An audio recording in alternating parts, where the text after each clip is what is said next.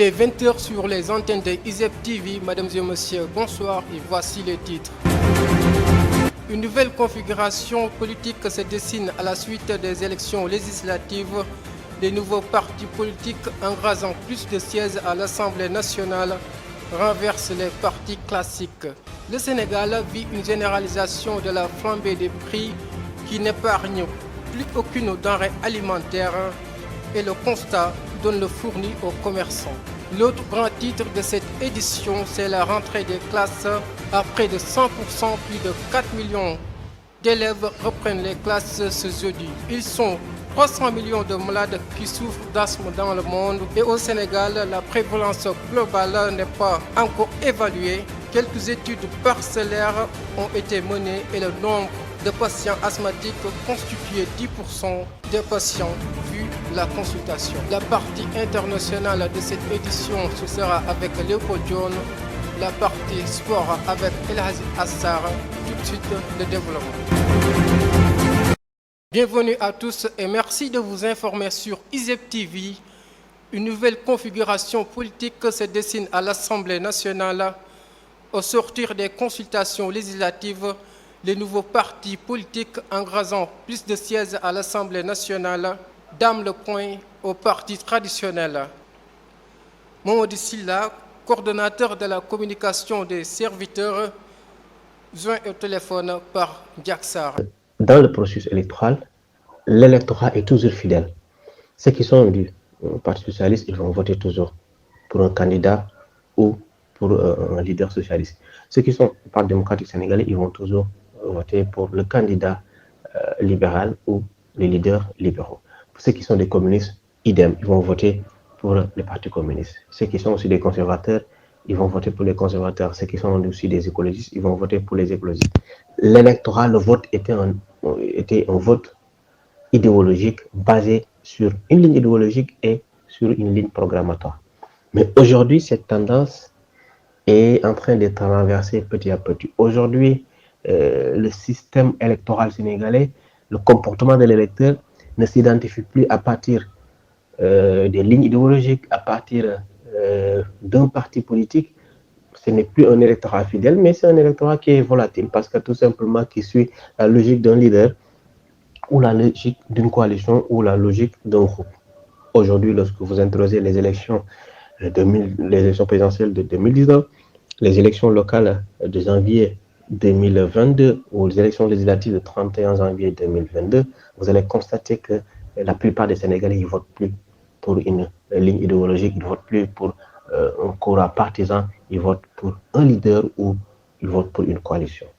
Aujourd'hui, le poids électoral des partis classiques. Le Sénégal vit une généralisation de la flambée des prix qui n'épargne plus aucune denrée alimentaire. L'huile, le riz, le sucre se sont envolés et le constat donne le fourni aux commerçants. Plus de détails avec Dabadjan. Depuis des mois, le pays subit une hausse des denrées alimentaires. Les commerçants sont toujours en colère contre cette flambée. Les grossistes, pour leur part, pointent du doigt la guerre entre la Russie et l'Ukraine.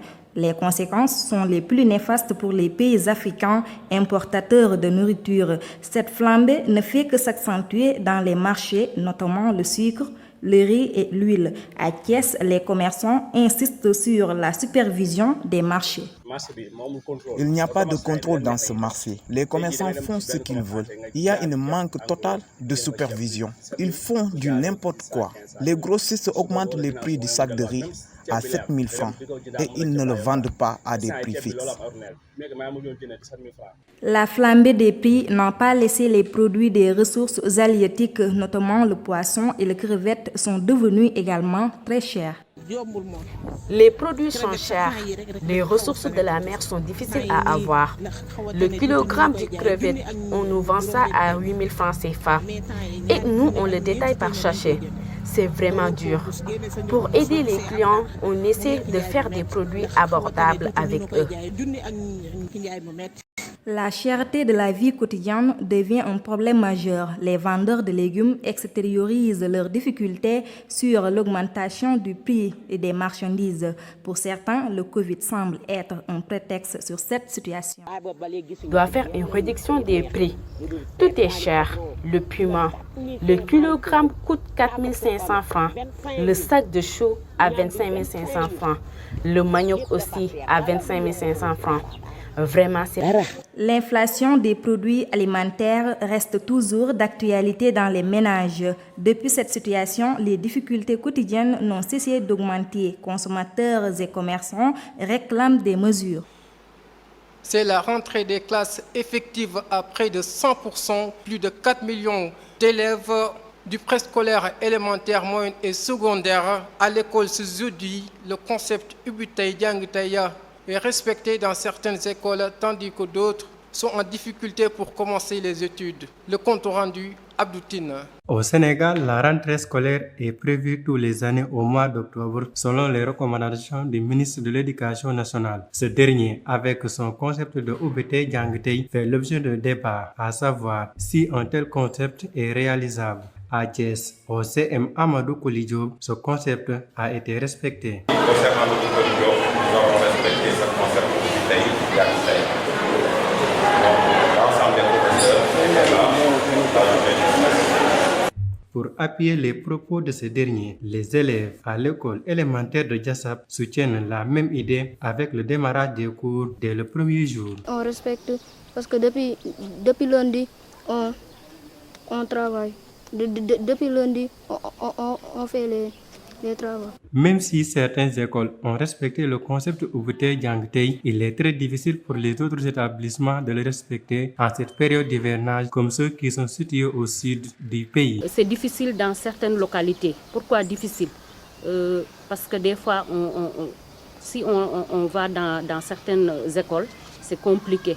Des fois, on trouve les écoles qui ne sont pas encore désherbées, qui ne sont pas encore, par exemple, si on amène, parce que bien avant l'ouverture, on doit faire appel au service d'hygiène pour qu'ils puissent désinfecter les écoles. Pour les abris provisoires aussi, il faut réfectionner, il faut revoir les abris provisoires. Il y a des écoles qui ont ces problèmes-là pour les abris provisoires et des écoles qui ne sont pas encore désherbées. Donc pour Ubutay Diangtay, c'est compliqué pour certaines écoles.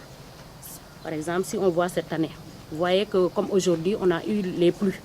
Donc c'est difficile pour certaines écoles. Le concept Ubutay Diangtay dans le système éducatif sénégalais est l'objet d'une contradiction à travers la population. Si d'aucuns voient que ce concept est bel et bien possible, les autres pensent le contraire. L'asthme est une maladie chronique qui touche tous les âges, particulièrement les sujets jeunes. 3/4 des asthmatiques ont eu leur première crise d'asthme avant 20 ans. Une maladie qu'il faut traiter dès le bas âge, sans quoi l'enfant aura un handicap respiratoire. Écoutons les propos de Badara Ndiaye, pédiatre, au micro de Bara Diouf. Au Sénégal, les maladies chroniques deviennent de plus en plus fréquentes, d'après les statistiques de l'OMS, Organisation mondiale de la santé. La situation prend d'ampleur qu'il est nécessaire de connaître la maladie. L'asthme, ça fait partie des maladies chroniques chez l'enfant et c'est la maladie chronique la plus fréquente. Maintenant, pour les causes, la première des causes, c'est ce qu'on appelle l'atopie, c'est-à-dire l'allergie. Donc c'est une maladie qu'on hérite des parents ou bien des grands-parents dans la majeure partie des cas. Donc c'est l'allergie qui est la première cause de la crise d'asthme chez l'enfant. Autre chose aussi, en dehors de l'allergie, il y a l'environnement, c'est-à-dire la pollution. Avec la dégradation de l'environnement, donc on note la survenue de l'asthme, c'est des enfants qui n'ont pas d'antécédents d'atopie, c'est-à-dire que ni le père, ni la mère, ni les grands-parents n'ont pas d'antécédents d'asthme. Mais pourtant, ils ont des enfants qui sont asthmatiques. Souvent, ça, c'est lié à l'environnement, c'est-à-dire la poussière, la fumée. Parce que souvent, dans nos maisons, il y a toujours le ventilateur qui marche 24 heures sur 24, et ça soulève la poussière que l'enfant respire. Il y a ensuite ce qu'on appelle l'encens, le tchouraï, qui est bien connu chez nous. Donc tout ça, c'est des conditions environnementales qui peuvent entraîner à la longue la survenue de l'asthme chez l'enfant. Pour éradiquer les maladies chroniques, Dr Babacar Ndiaye invite aux populations à la gestion de l'environnement. Il y a deux choses. Il y a d'abord la prévention et il y a le traitement. Bon, maintenant, la prévention, ce qui est essentiel, c'est d'abord l'environnement. C'est-à-dire, une fois que l'enfant est asthmatique, ce qu'il faut prévenir, c'est la crise. C'est-à-dire la prévention de la crise d'asthme. La prévention de la crise d'asthme, c'est-à-dire éviter, ce qu'on appelle la gestion de l'environnement. Et c'est quoi la gestion de l'environnement? C'est éviter à ce que l'enfant soit en contact avec tout ce qu'on appelle les animaux à poil. C'est-à-dire c'est les moutons, c'est les chats, c'est les souris, c'est les lapins. Donc tous les animaux à poil, l'enfant doit éviter le contact avec ces animaux. Éviter le contact avec la fumée, le contact avec la poussière. Donc ça permet de prévenir la crise. Donc ça se résume à ce qu'on appelle la gestion de l'environnement. Les maladies chroniques nécessitent un traitement qui dure toute la vie, d'où la nécessité de prévenir en adoptant des comportements comme la propreté des maisons. Passons à l'actualité internationale.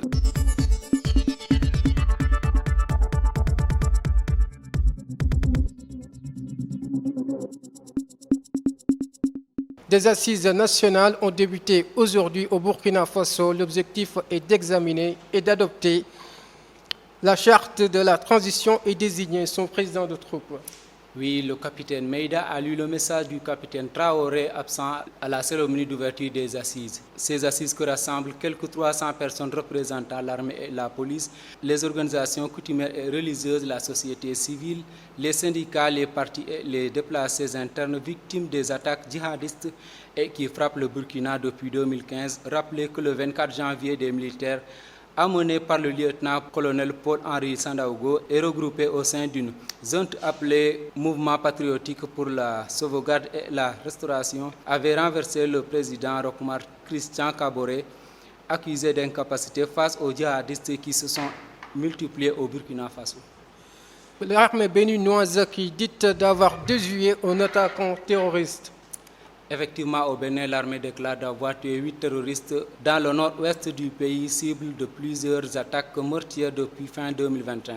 L'armée béninoise déployée dans le nord du pays pour contenir les groupes djihadistes présents chez ses voisins nigériens et burkinabés. Et Aziz, nous terminons cette page internationale. En Ukraine, une plainte pour complicité de crimes de guerre a été déposée à Paris contre Total Energy, accusé d'avoir continué a exploité un gisement en Russie et permis la fabrication de carburant utilisé en fine par des avions russes engagés dans le conflit ukrainien. Voilà, merci beaucoup, c'était tout pour les actualités internationales. À l'actualité sportive, tout de suite avec El Hazi Assar.